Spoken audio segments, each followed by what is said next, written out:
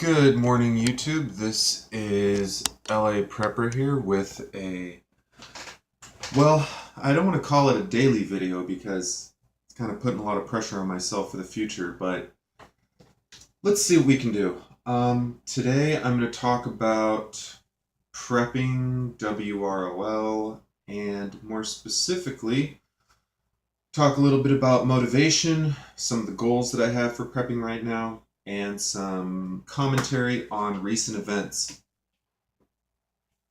So, motivation. My motivation has been, I guess, average as of late. Prepping is expensive, as we all know, so my prepping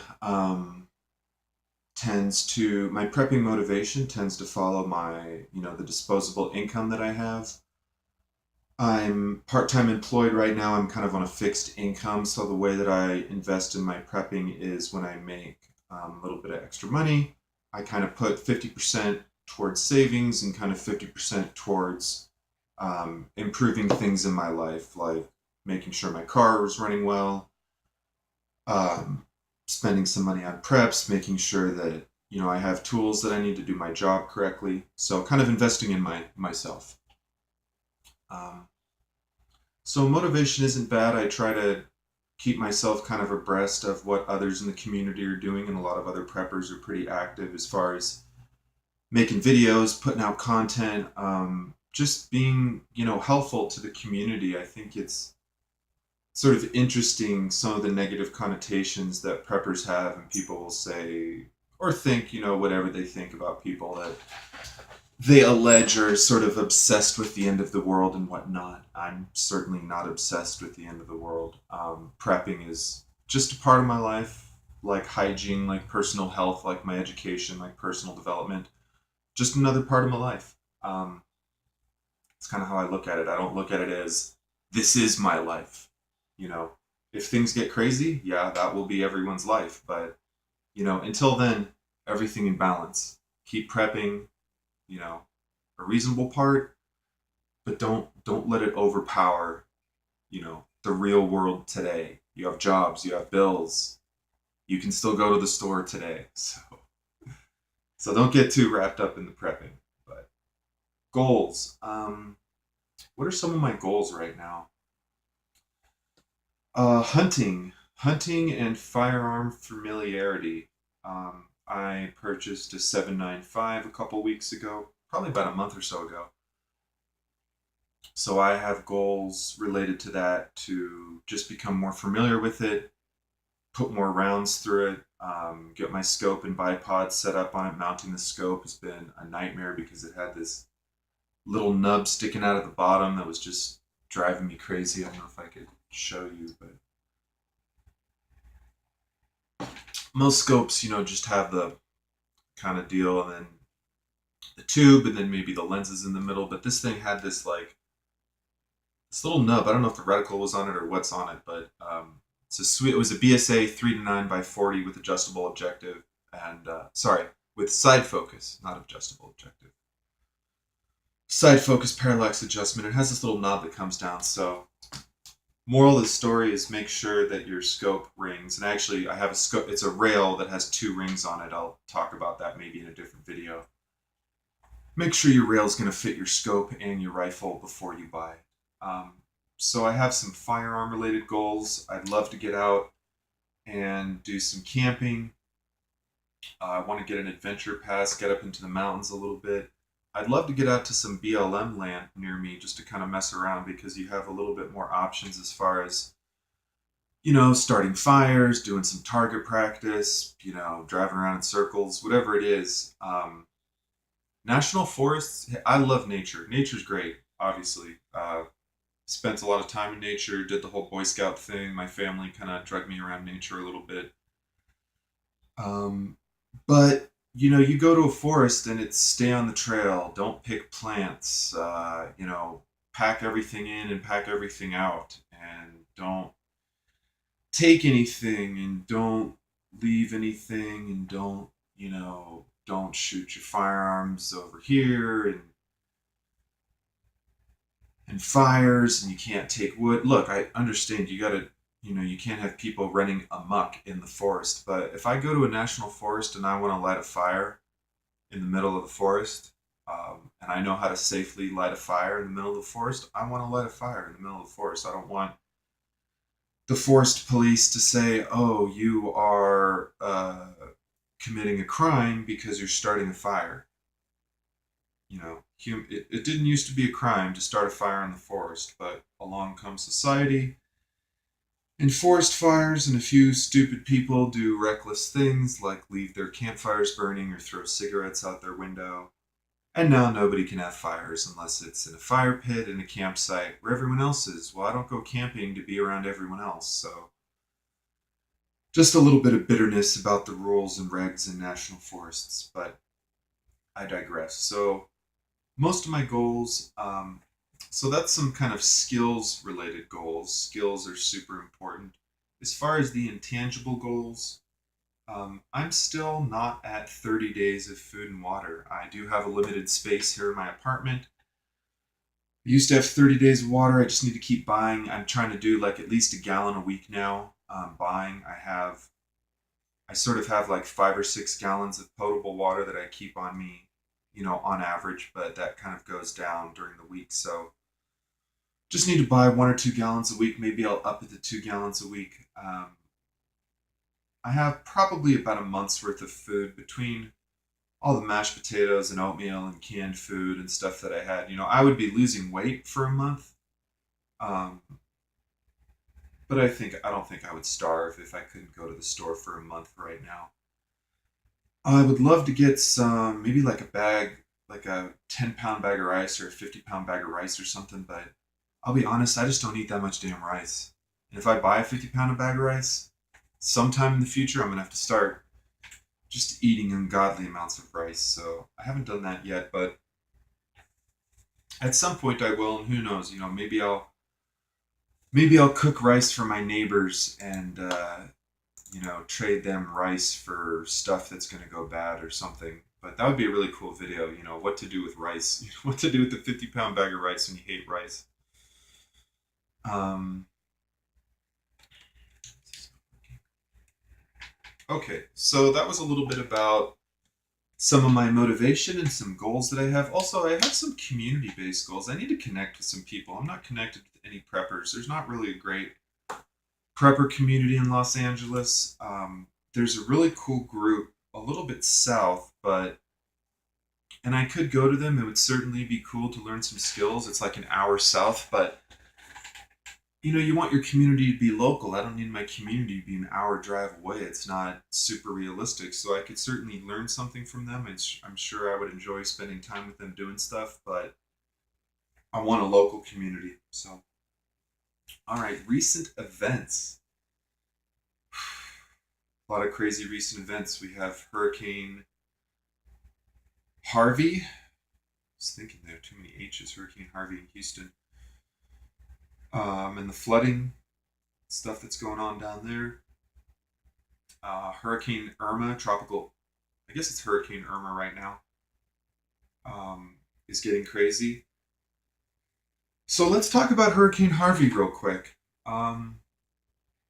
Firstly, hopes and prayers, and out to Houston. Of course, they need a lot more than that, and they are getting more than that. I haven't donated any money to any causes as of yet. I'm looking to kind of put together some stuff and just send it down there. I'm kind of haven't been looking recently into doing that, and shame on me. I need to find some groups to send some stuff down to. I should do a video on that in the future. I did make 20 phone calls to some people that were on a list to be rescued to try to clear them so that emergent on her HoustonHarveyRescue.com, but I stopped doing that temporarily because all those people had landlines, and it got to the point where I was just landline after landline, and their voicemail box was full, or the voicemail box wasn't set up, or it was just ringing and ringing and ringing. So kind of got to the point where wasn't getting anything. But so about the governor, I don't know if you guys know this, but the governor of Texas told the residents, get out of Houston, there's a hurricane.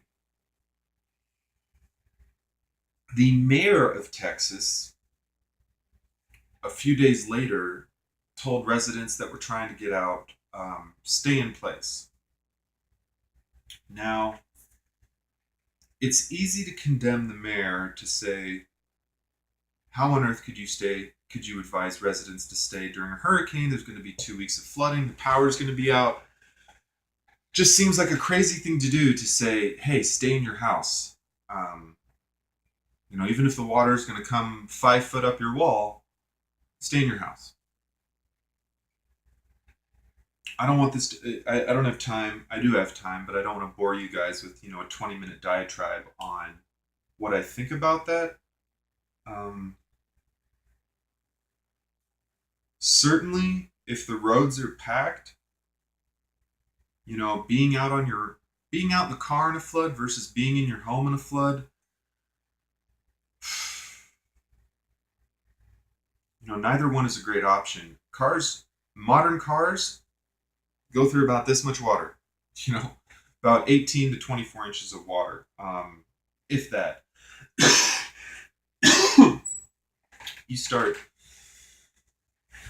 You start flooding streams and doing crazy things with your car, you're going to get stuck.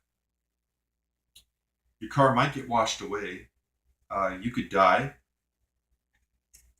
It's weird talking about that stuff, but you can die in your car. Maybe not from the car itself, maybe not from the flood itself, but say the waters are coming up, you try to get out of your car, you get swept away. Or your car gets rolled over and you can't get out. Or a piece of debris comes through your car and impales you. Maybe it's something as simple as your windows are down, you're trying to get out, the water comes up, a big log comes through the car window and pins you in the seat. Doesn't break the skin, doesn't break any bones, but just the water flowing, there's a big log flowing into your chest and you can't get out. Myriad of ways that being in a car in a flood is not a good idea. Also, most people will probably have more things at home as far as cooking, even things like the water coming back on. If you're out in your car and your car breaks down and you're on foot, you are sleeping out in the street, maybe a shelter if you can get to a shelter, a hotel if you have money for it. But sleeping in a flooded home is not an ideal situation, especially if you don't have beds above the water. If you can't get your bed above the water, I don't even know how you would sleep. I don't even know.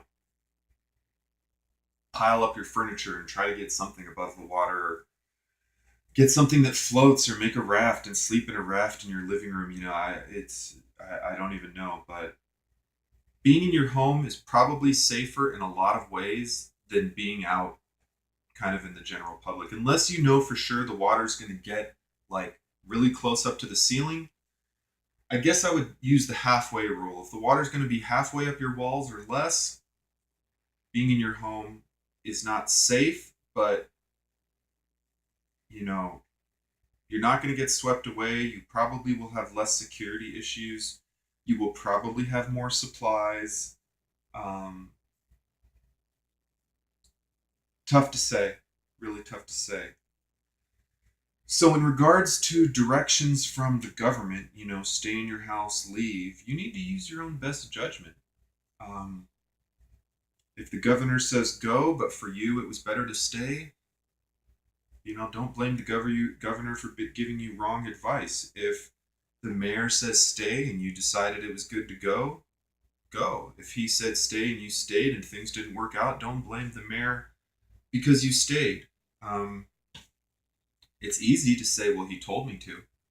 He said it was a good idea, and he might have thought it was the best idea. But the thing is, one person in a city of so many people that all have different needs and skills cannot possibly give the best. The governor gave the best piece of advice: get out of the area.